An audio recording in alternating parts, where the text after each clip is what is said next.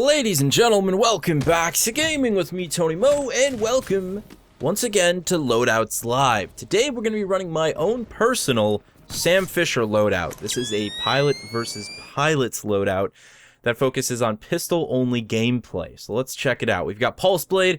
This is basically the best thing that I could think of to emulate a lot of the situational awareness tech that Sam Fisher had over the years, gadgets that let him, see through walls or identify targets and tag them around corners or under doorways, so on and so forth. The arc grenade is there to simulate a lot of his disabilitating grenades and pieces of tech that he had over the years. Of course, the arc grenade in Titanfall 2 has the ability to kill people, but you get the point. We are not running a primary weapon at all. The alternator is there just to be there. We're going to be ignoring that altogether. We are running the P2016 with a suppressor and speed loader. This is going to be our primary weapon of choice here, looking to simulate Sam's FN57 with its integrated suppressor, specifically the one that we saw in Conviction and Blacklist. We've got power cells so we can get our pulse blade more often, low profile to keep down our concealment levels, and of course neckbreaker because, yeah, we're going to break people's necks, and that's the only execution I happen to have. So let's go ahead and run with it. I don't actually expect this to do well, but as always, we're going for that top 3 podium finish. This is going to be a struggle because the P2 is a very crummy pistol. And then when you suppress it, it seems to be even worse. It doesn't directly say that putting a suppressor on makes it worse. It says that it just leaves you off the radar and conceals your fire. But the reality is it actually is 10 times worse. It's going to take a lot of hits to kill targets. We're going to be focusing on using melee as well here because, of course, Sam Fisher was all about the hand-to-hand combat. And as for our boost, we are running the Smart Pistol. I figured that the Smart Pistol best simulated the mark and execute mechanic that was in later Splinter Cell entries, giving Sam Fisher the ability to actually mark targets and then execute them once he had already done some close quarters executions. Basically, he had to charge it up, much like we're going to charge it up by killing enemy pilots. So it's going to be interesting. I'm hoping that we've got an effective team here because this is type of loadout that only really works if you've got a team there to help you with the damage. Let's run from whatever that was. It might have been a tick.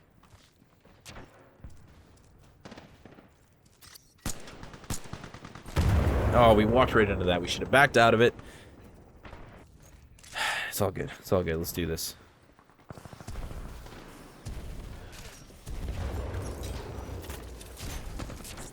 don't know if that guy's gone or what, but I could have swore I saw somebody there. We're going to go right into using the Smart Pistol, guys.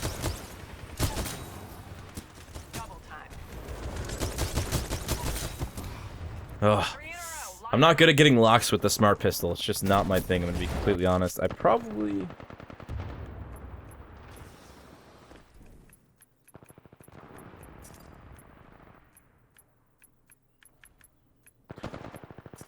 Alright, every now and then, Sam Fisher's just got to... He's got to mute a guy, It's just what he does sometimes. He's trying to work. He can't be having people chatting him up. That guy had no health, and we capitalized on that. I'm okay with that. Oh, nice grapple. Completely unintentional, I think, but, whatever, man. I'll give it to him. That was a hell of a move. This is actually a really fun kit to use, but you just have to accept that you're probably not going to do that well.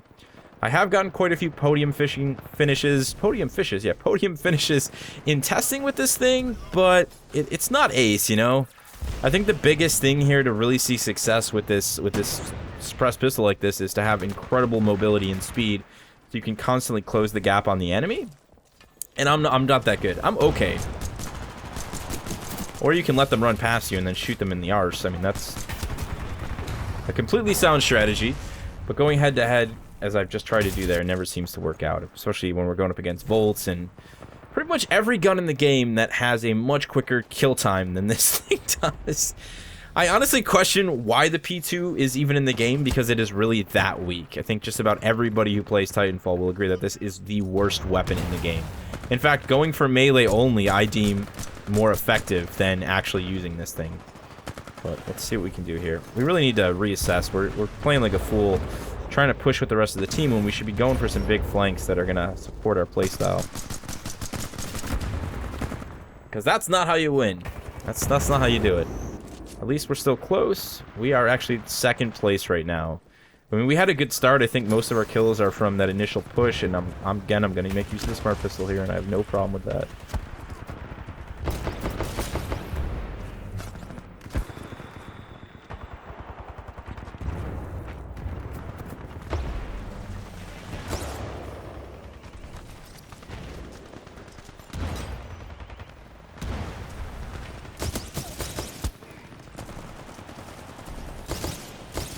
The only problem with the smart pistol that I didn't realize until I started testing this is that it takes away your primary weapon. It takes away your pistol.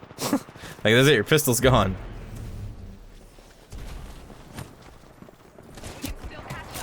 We got the kick! It's all that matters. You saw us for so long, man. You didn't save your teammate. What kind of a person are you? You let Sam Fisher kill your man like that? Sheesh. Oh man, we failed that. I was like, maybe we can get this guy's boost. No! No, no, no, no, no, no. Survive, survive, survive. That was just an endless string of bad plays by me. We could have had so many targets had I not gone for that melee. There's just, you know, there's certain situations where the melee really has some incredible lock-on and distance, so you go for it, you know? You go for it and you're like, I got this! Alright, that guy's AWOLing it up.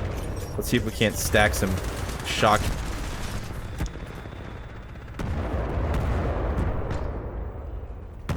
Oh man, we just sat on those grenades. Frag grenades are really, they're really prevalent in Pilot versus Pilot.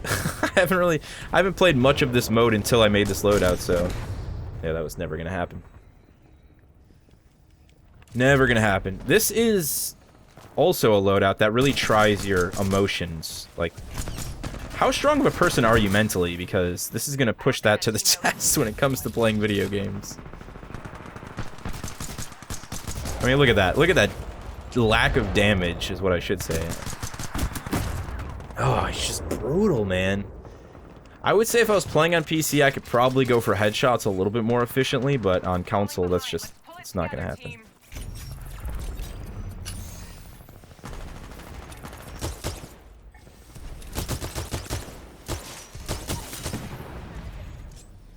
This is why I put the smart pistol on this, because honestly, without it, guys, the matches I had were agonizingly bad. Like, you need this as backup, and it really, I mean, it fits the modern Splinter Cell experience really well. Like Blacklist and Conviction, you know, being able to go in, get some executions to charge up your mark and execute, and then utilizing your mark and execute were a huge part of that game, and it was a fun mechanic, you know.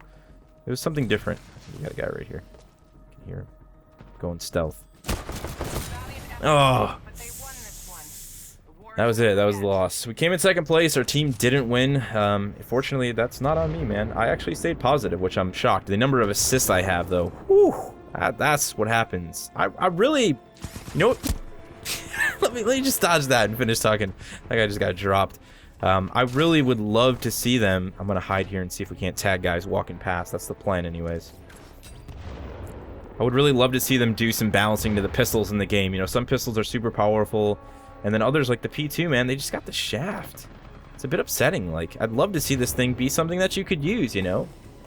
I know this is going to sound crazy, but I always refer to Black Ops 2 because it was one of the most balanced first-person shooters I played in terms of weapon balance. Like, they weren't all perfect, but there was just a really nice level of balance between pistols and rifles. So I would run around with just the FN57 and be super effective in that game.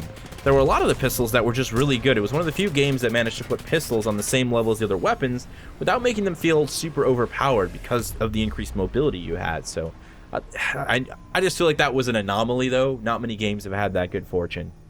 But I'd like to see more pistols. I like how they added in the, you know, obviously the Wingman Elite. I'd like to see like a better variant of the P2, or just give the P2 some buffs, man. Come on, Respawn. I want to do another Splinter Cell loadout in the future where I can actually be really effective with just that, because almost all my kills in this were the smart pistol. So this was much more like modern Splinter Cell and much less like old school Splinter Cell, where you were just using the pistol before we had the crazy fancy techniques and whatnot. Anyhow, give this loadout a try, guys. You can go ahead and, of course, integrate it right into Attrition and Bounty Hunt. It'll still be fun there. In fact, it probably makes more sense there because there's more distractions going on, so you could spend time actually sneaking in and killing targets. But I just wanted to do something that was pure pilot for once. A lot of people ask me for that stuff, so hopefully you guys got to enjoy this a little bit. Again, it ended up being more of a smart pistol kill thing than anything, but yeah, it is what it is. It's a fun loadout. It has its moments. The P2 is obviously one of the worst guns in the game, so I think we pulled through relatively well. I want to thank all the people who've been submitting loadouts. There's been a lot of you guys. This was one that I worked on my own time, but there's a lot of loadouts that I've been looking through and really testing. The big thing about the loadouts you guys submit is I go in and I see how they play for me. You know, I'm a different person than you. My play style might have to be adapted to that loadout. So there's a couple that I have lined up for future videos that I think you guys are going to enjoy. It is Friday, so I hope you have a fantastic Friday. Have a great New Year. The next time I talk to you guys, it'll be 2017. Man, we're going to be coming back on Monday, kicking it off with a video where I talk about the things that I would like to see happen with Titanfall 2 in 2017. And hopefully Respawn will be coming back very soon after the new year to give us some details and information on what we can expect DLC-wise from Titanfall 2. I am still working on a new closer, so I'll see you in the next one.